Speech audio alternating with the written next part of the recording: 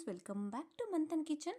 ಇವತ್ತಿನ ರೆಸಿಪಿಯಲ್ಲಿ ಸ್ವಲ್ಪನೂ ಕೂಡ ಎಣ್ಣೆಯನ್ನು ಬಳಸದೆ ಆರೋಗ್ಯಕರವಾಗಿ ಮತ್ತು ಸಖತ್ ಟೇಸ್ಟಿಯಾಗಿ ಮಸಾಲೆ ಕಡಲೆಬೀಜ ಮಾಡೋದನ್ನು ತೋರಿಸ್ತಾ ಇದ್ದೀನಿ. ಈವ್ನಿಂಗ್ ಟೈಮ್ಗಿಂತೂ ಬೆಸ್ಟ್ ಹೆಲ್ದಿ ಸ್ನ್ಯಾಕ್ಸ್ ಅಂತಲೇ ಹೇಳ್ಬೋದು. ಬನ್ನಿ ಅಂತ ಮಾಡಿದ ರೆಸಿಪಿ ಶುರು ಮಾಡೋಣ. ನಮ್ಮ ಚಾನಲ್ ಮಂಥನ್ ಕಿಚನ್ನ ಇನ್ನೂ ಯಾರು ಸಬ್ಸ್ಕ್ರೈಬ್ ಮಾಡ್ಕೊಂಡಿಲ್ಲ, ಪ್ಲೀಸ್ ಸಬ್ಸ್ಕ್ರೈಬ್ ಮಾಡ್ಕೊಳ್ಳಿ ಮತ್ತು ಪಕ್ಕದಲ್ಲಿರುವಂತಹ ಬೆಲ್ ಬಟನ್ ಕೂಡ ಪ್ರೆಸ್ ಮಾಡಿ. ಎಣ್ಣೆ ಇಲ್ಲದೆ ಮಸಾಲೆ ಕಡಲೆಬೀಜ ಮಾಡೋದಕ್ಕೆ ಒಂದು ಖಾರ ಬೇಕಾಗುತ್ತೆ.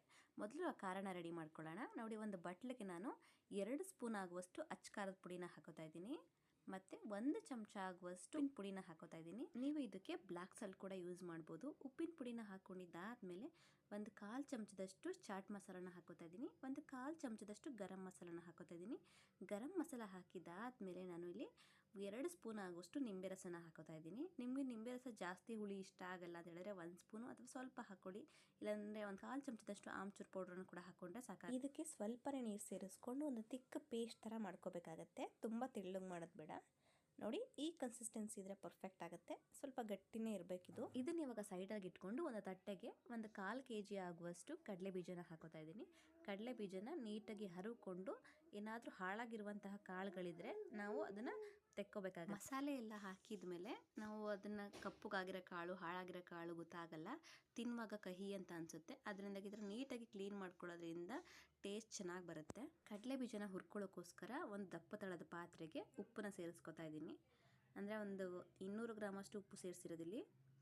ಉಪ್ಪನ್ನು ಸೇರಿಸ್ಬಿಟ್ಟು ಇದನ್ನು ನೀಟಾಗಿ ತಿರುವಿ ಸ್ವಲ್ಪ ಬಿಸಿ ಮಾಡ್ಕೋಬೇಕು. ಉಪ್ಪು ಬಿಸಿ ಆಗ್ತಿದ್ದ ಹಾಗೆಯೇ ನಾವಿಲ್ಲಿ ಕ್ಲೀನ್ ಮಾಡಿ ಇಟ್ಕೊಂಡಿದ್ವಂತಹ ಕಡಲೆ ಬೀಜನ ಹಾಕ್ಕೊಂಡು ನೀಟಾಗಿ ಕೈ ಬಿಡದಿರೋ ರೀತಿಯಲ್ಲಿ ಹುರ್ಕೋಬೇಕಾಗತ್ತೆ. ಕಡಲೆ ಬೀಜನ ಈ ರೀತಿ ಉಪ್ಪಲ್ಲಿ ಹುರಿಯೋದ್ರಿಂದ ಎಲ್ಲ ಈಕ್ವಲಾಗಿ ಹುರಿಯುತ್ತೆ ಮತ್ತು ಕಪ್ಪುಗಾಗಲ್ಲ ಕಡಲೆ ಬೀಜ. ನೀವು ನಾರ್ಮಲ್ ತವಾದಲ್ಲಿ ಅದರಲ್ಲಾರು ಹುರಿದ್ರೆ ಅಥವಾ ಬಾಣಲೆಯಲ್ಲಿ ಹುರಿದ್ರೆ ಕೆಳಗಡೆ ಸ್ವಲ್ಪ ಸ್ವಲ್ಪ ಕಪ್ಪು ಅಂತ ಫೀಲ್ ಆಗುತ್ತೆ. ಆದರೆ ಈ ಥರ ಮಾಡೋದ್ರಿಂದ ಸ್ವಲ್ಪನೂ ಕಪ್ಪುಗಾಗಲ್ಲ. ಅದು ಸಿಪ್ಪೆನೂ ಕೂಡ ಅಷ್ಟೇ, ಒಂಚೂರು ಕೂಡ ಕಪ್ಪುಗಾಗಲ್ಲ. ಟೇಸ್ಟ್ ಚೆನ್ನಾಗಿ ಬರುತ್ತೆ ಮತ್ತು ತುಂಬ ಗರಿ ಗರಿಯಾಗಿ ಕೂಡ ಬರುತ್ತೆ.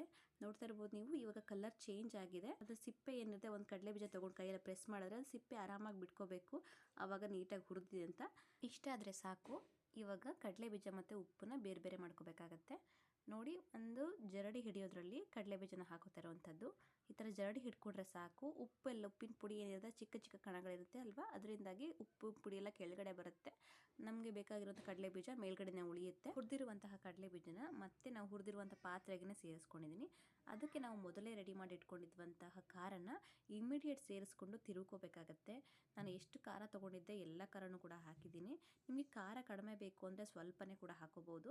ನೋಡಿ, ಇದನ್ನು ತಿರುಗ್ಕೊಂಡು ಆದಮೇಲೆ ಅದು ಬಿಸಿ ಇರುತ್ತಲ್ವ, ಅದರಿಂದಾಗಿ ನೀಟಾಗಿ ಅದು ಕೋಟ್ ಆಗುತ್ತೆ. ನೀವು ಲೇಟಾಗಿ ಹಾಕಿದ್ರೆ ಮಾತ್ರ ಮಸಾಲೆ ನೀಟಾಗಿ ಕೋಟ್ ಆಗಲ್ಲ. ಇದೇ ಕಾವಲ್ಲೇ ಅದು ಮಸಾಲೆ ನೀಟಾಗಿ ಕೋಟ್ ಆಗುತ್ತೆ. ಎಷ್ಟು ಮಸಾಲೆ ಇಟ್ಕೊಂಡಿದ್ದೆ ಅದನ್ನು ಸಂಪೂರ್ಣವಾಗಿ ಹಾಕಿ ತಿರುಕೊಂಡಿದ್ದೀನಿ. ಇದನ್ನು ಒಂದು 10 ನಿಮಿಷ ನಾವು ಹಾಗೆಯೇ ಫುಲ್ ಡ್ರೈ ಆಗಿ ಬಿಡಬೇಕಾಗತ್ತೆ. ಆಲ್ಮೋಸ್ಟ್ ಈ ಬಿಸಿನಲ್ಲೇ ಫುಲ್ ಡ್ರೈ ಆಗುತ್ತೆ. ನಿಮಗೆ ಡ್ರೈ ಆಗಲಿಲ್ಲ ಅಂತ ಹೇಳಿದ್ರೆ ಸನ್ ಡ್ರೈ ಕೂಡ ಮಾಡ್ಕೋಬೋದು. ಇಲ್ಲಾಂದರೆ ಒಂದು 10 ನಿಮಿಷ ಆದಮೇಲೆ ತಿಂದು ನೋಡಿ, ಏನಾದರೂ ನಿಮಗೆ ಇನ್ನೂ ಗರಿ ಗರಿಯಾಗಿ ಬೇಕು ಅಂತ ಅಂದರೆ ಮಸಾಲೆ ಎಲ್ಲ ನೀಟಾಗಿ ಕೋಟ್ ಆಗಿರುತ್ತೆ. ಅದೇ ಬಾಣಲೆಯಲ್ಲೇ ಒಂದು ನಿಮಿಷ ಈ ಥರ ನೀಟಾಗಿ ತಿರುಗ್ಕೊಂಡು ಬಿಸಿ ಮಾಡಿಕೊಂಡ್ರೆ ಸಾಕು, ಫುಲ್ ಕಂಪ್ಲೀಟ್ ಗರಿ ಗರಿಯಾಗಿ ಆಗುತ್ತೆ. ನೋಡ್ತಾ ಇರ್ಬೋದು ನೀವು, ನಾನೊಂದು 10 ನಿಮಿಷ ಅದೇ ಪಾತ್ರೆಯಲ್ಲಿ ಬಿಟ್ಟಿದ್ದೆ. ನೋಡ್ತಾ ಇರ್ಬೋದು ಮಸಾಲೆ ಎಷ್ಟು ನೀಟಾಗಿ ಕಂಪ್ಲೀಟಾಗಿ ಅಂಟ್ಕೊಂಡಿದೆ. ಎಲ್ಲೂ ಕೂಡ ಹಸಿ ಥರ ಇಲ್ಲ, ನೀಟಾಗಿ ಡ್ರೈ ಆಗಿದೆ, ಗರಿ ಗರಿಯಾಗಿ ಕೂಡ ಇರುತ್ತೆ.